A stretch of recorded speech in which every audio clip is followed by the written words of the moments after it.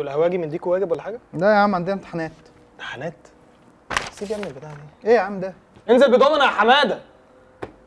بص يا اكسلانس، هو انا يعني على ايامي ما كانش فيه امتحانات في رمضان، بس انا رايي ان الامتحانات في رمضان حرام عموما يعني. ثم يا اخي ليه انت تبقى شخص مرموق وذو مكانه كبيره كده في المجتمع وتقرر تمتحن الطلاب الغلابه في شهر زي ده؟ هو انت مش عارف ان ده شهر الخير؟ فين يا اخي الخير اللي انت بتعمله في الشهر؟ انت ايه شيطان؟ مش انت ده كان الدكتور.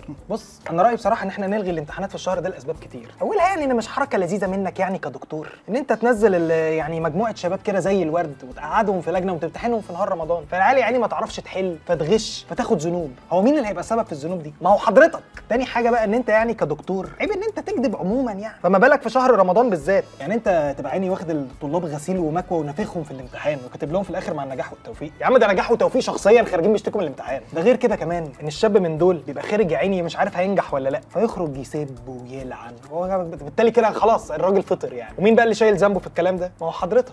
انت خليت الواد يطلع ويسب ويلعن في رمضان. يا اخي طب ما بلاها اصلا ونلغي الامتحانات، لو مش بقرار من الجامعه يبقى قرار مننا احنا ومحدش يروح. كده نسقط يا عم. نسقط؟ وانت يا ابني فاكر ان انت كنت هتنجح ونازل بتذاكر من على القهوه؟ انت عبيط يا ابني. قوم يا عم قوم يا حماده، قوم يا عم الناس دي، مفيش ما لازم تقعد على القهوه.